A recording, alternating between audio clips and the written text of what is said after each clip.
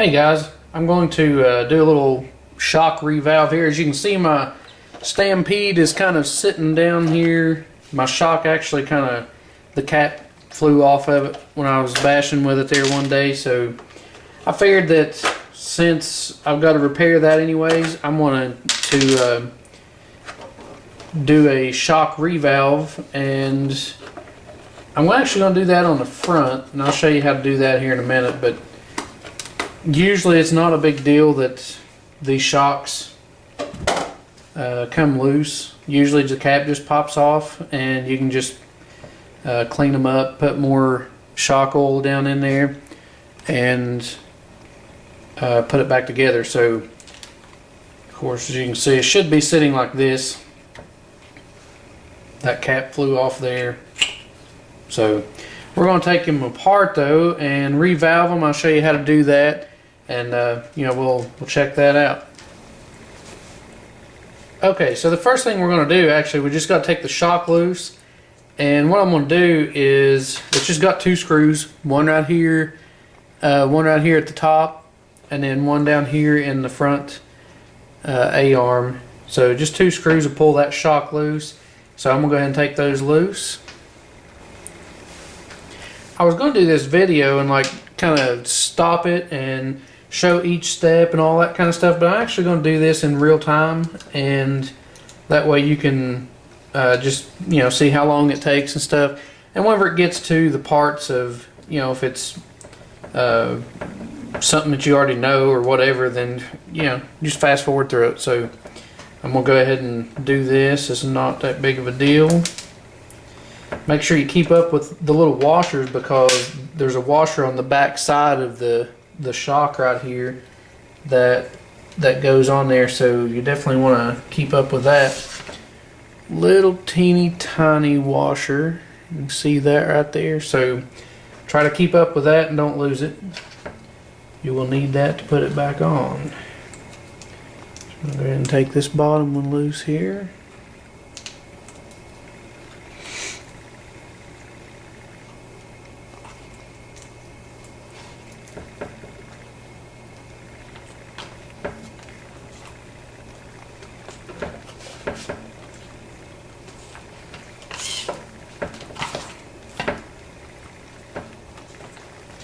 Hardest part is getting your little Allen wrench around everything to where that it's, whoops,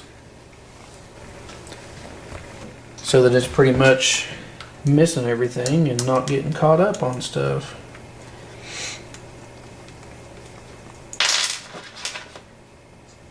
Now you will see some parts in the video that's going to be cut, because if I have to get a tool or something like that, then I'm going to cut the video for that. That way they don't have to sit around and wait on me to go find a plier or something, or a wrench or whatever. But it looks like that one of my turnbuckles here actually is about to come off.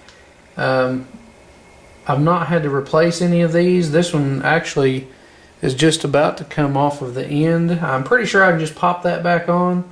If not, then I'll end up having to replace this little deal here. So, if that happens, then I'll make a video on that. But back to the shock. Alright, so the big deal, you're just going to pull this spacer off here.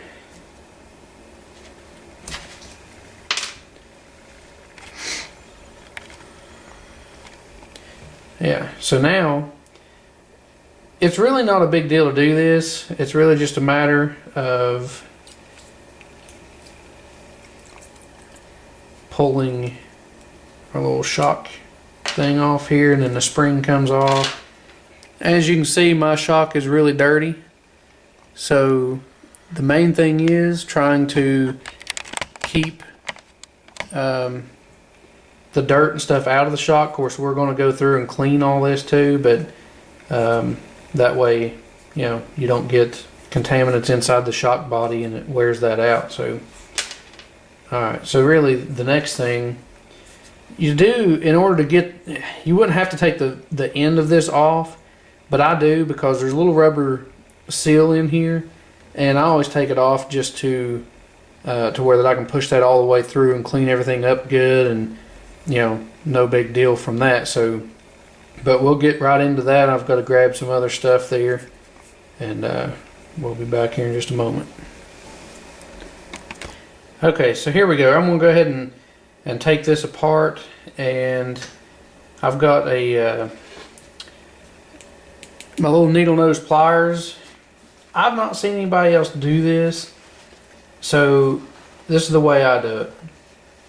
I'm going to grab a hold of the little shaft, and then you don't want to grab the bare metal with the pliers because you don't want to mar up the shaft. I mean, you want that to be nice and smooth so that your seals and stuff, the little valve inside there actually works.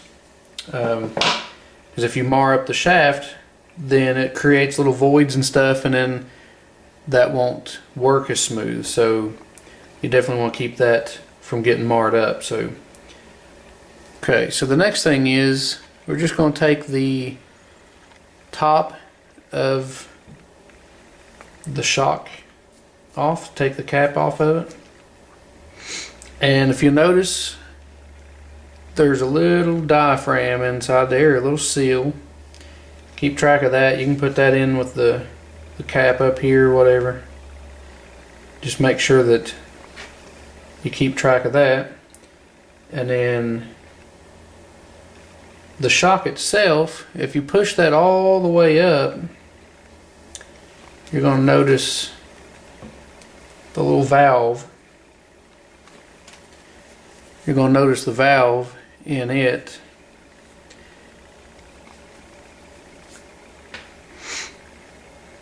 Yeah. So if you notice, there's a little metal keeper in there. That is to hold that little valve on there. And the one that I've got on here right now has just got one hole in it, and that one hole makes the shock work a lot. Actually, this is a 2-hole one. I just now noticed that.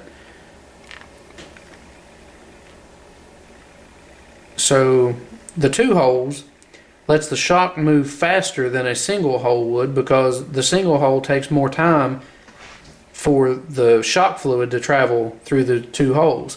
So I'm wanting to stiffen the front of my truck up just a little bit, so I'm going to go and put the single hole in it to make that go just a little bit stiffer.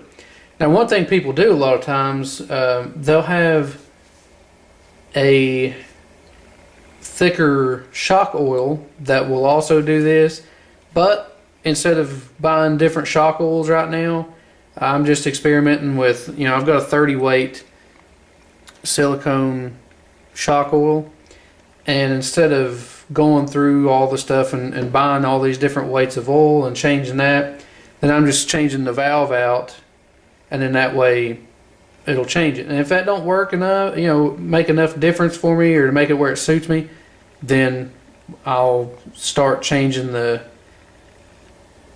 actual weight of the oil.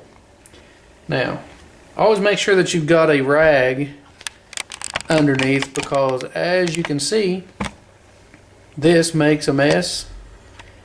And when you pull out your little valve, the piston with the valve on it,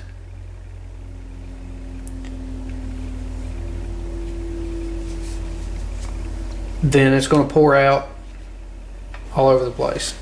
Okay, so as you can see, right here's our new shock valve, and this is just from the factory Traxxas stuff. We're going to take that off of there.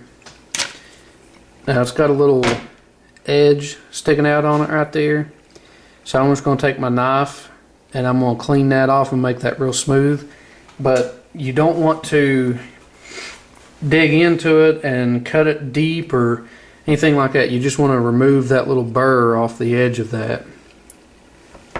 I'm trying to adjust it where you can see that, but you may not be able to see that in there. But anyways, we're just going to knock that little edge off and clean that thing up and make it not have the little burr on it. Okay, so now that we've got our shock valve cleaned up, see there's just a little bit of a burr on it.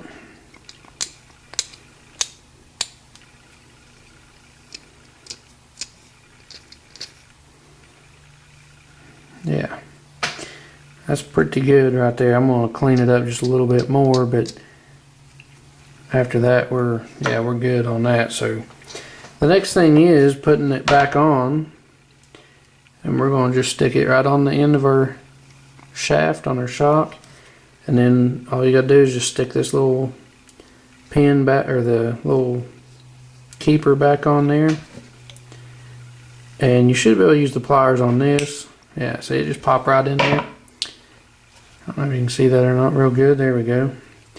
Just popped right back on. Of course, this is loose. It'll spin around, but you know that's what it's supposed to do. Alright, so the next thing is mainly our shock body has got this old shock oil and stuff in there, and we're just going to clean that out. Just going to take a rag and clean this shock body off.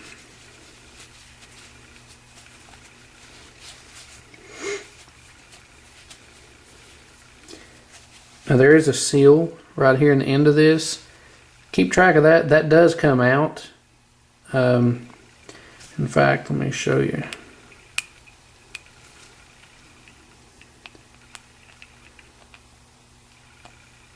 Yeah.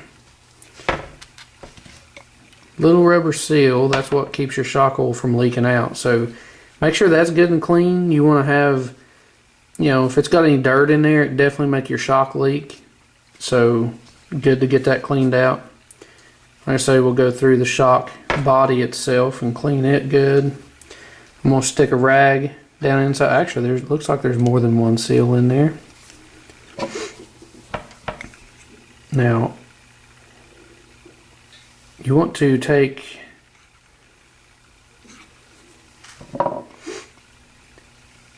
see the other little black seal in there?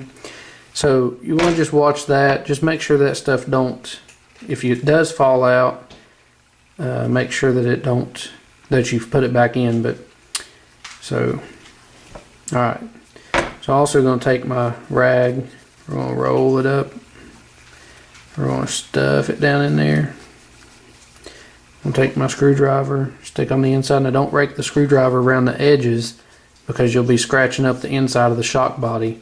You don't want to do that, because again, the smoother that can be inside there, the better. And as you can see, all the junk that's in there from the wear. So alright, so once you clean it out good, then we're going to put it back together.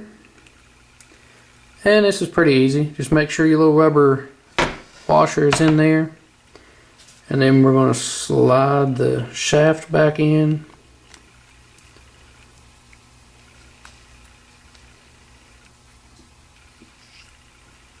And seat that seal in there. Now when you put the end of the cover back on, make sure you clean it up too. Try to get all the dirt you can out of there. Now you could wash this, you know, and clean it up with soap and water or whatever, and then let it dry good. But I didn't want to go through all that for the video, so we're just going to clean it up good with the rag and then put it back together that way. Now, the shock works right there. It's got our seal and stuff in there the way it needs to be. Now, you probably could get by without taking the shock mount off of it, but I actually do that because I've actually changed the valves without ever taking the rubber seals and stuff out of here, because that way I don't lose the shock oil. So if you left it like this, you can push it in far enough to not lose your shock oil, and then change that, and then just kind of top it off a little bit. But since we were changing the oil and everything, then that's the way we wanted to go with it right there. So once you get that, then you can just fill up your shock with oil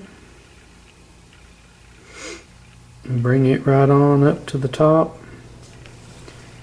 And then you're going to take your little rubber seal and put it on there. And there should just be a little bit of squish run out, because you want to have that airtight. Like you don't want to have air bubbles and stuff in there. So as you squeeze that or tighten the top of the shock back on, then you should see some run out and stuff around the edges. So as you can see, we do have that going on. And then you can push your shock in. You can actually see it tries to come back out a little bit, which is a good thing. That also means there's not any air in there, because it's kind of pushing, and that's what gives your rebound and your shock to come back out from being compressed. You can see it kind of push back out. Alright, so anyways, yeah, just kind of clean that off, wipe off the shock oil from that.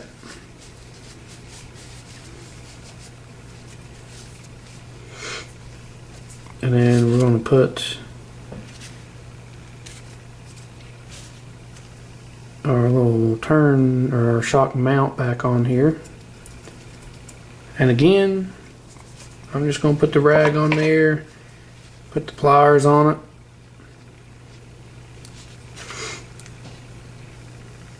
And usually these things, you can turn them on and off by hand. It's not that big of a deal, so just going to squeeze that on. You'll feel it tighten up whenever it gets there. Yeah, right there it is. We're going to put our shock spring back on, and then our spring mount that just slides on across the shaft. Whoops.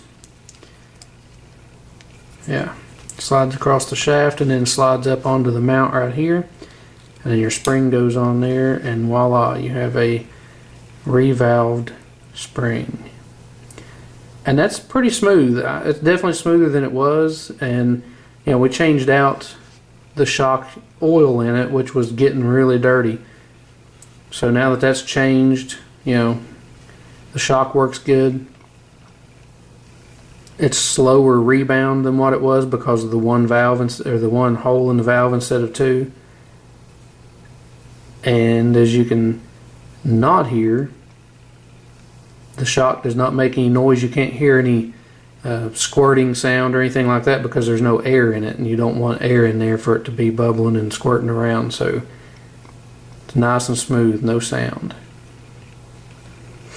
Alright, so that's pretty much how you revalve a shock. If you got any questions, you can post your comments. Sorry the video's so long, but you know, like I say, I just kind of want to do it in real time. And if I wasn't talking and explaining stuff, it would probably only take about 8 or 10 minutes to do this. You know, so, but if you have any questions or comments, definitely feel free to do that, and we'll catch you on the next video. Thanks.